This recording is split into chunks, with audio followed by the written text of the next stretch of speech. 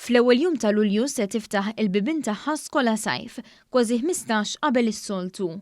Biex il-ġenituri kollha jingħataw l-opportunità japplikaw għal uliedhom, il-Fondazzjoni għas-Servizzi Edukattivi se tiftaħ l-applikazzjonijiet bejn il-Ħamis Erba ta' Ġunju u t-Tlieta 9 ta' Ġunju.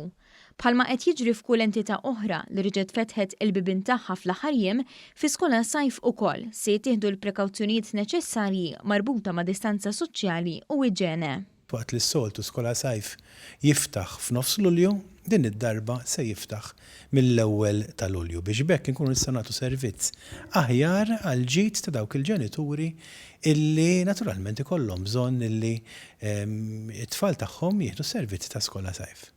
Tul il-jum issuktaw ukoll id-diskussjonijiet marbuta mal-preparamenti għall-ftuħ taċ-ċentri ta' ħarsien tat-tfal b'effett mill-ġimgħa li ġej, kemm dawk li jiffurmaw parti mill-iskema ta' childcare b'xejn u anki dawk immexxija mill-Fondazzjoni għas-Servizzi Edukattivi. Ħanimxu fuq l-esperjenza pożittiva ħafna li diġà kellna fiċ-childcare ta' San Ġwan, għax aħna kellna childcare li baqa' miftuħ tul il-kwistjoni kollha tal-COVID-19 u allura n-nies m'għandhomx għalfejn jibżgħu għaliex diġà għandna blueprint li ħadem u ħadem tajjeb ħafna.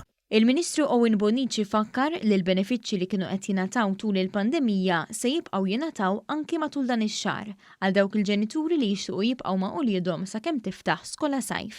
Jina irrid infakkar ukoll li l-Gvern ħabbar diġà li dawk il-benefiċċji li kienu jingħataw se jibqgħu jingħataw anke matul dan ix-xahar li hija ħaġa pożittiva ħafna u ħatejn biex il-familji jkunu jistgħu jkomplu għaddejjin fil-vjaġġ lejn in-normalità. Issa jistgħu jippjanaw, jafu il-servizzi li l-Gvern se jkun qed joffri u jafu wkoll l-għajnuniet li l-Gvern baqa' jagħti. U jiena nemmen li dan huwa turija ta' Gvern li jagħti każ il-familji u qiegħed jinvesti biex il-familji jmorru l quddiem. L-applikazzjonijiet tal-Skolasajf se jintlaqgħu skont l-ordni li jidħlu u biex wieħed japplika għandu jmur fuq is-sit www.services.fes.gov.mt jew inkella fil-ferrat tal-posta.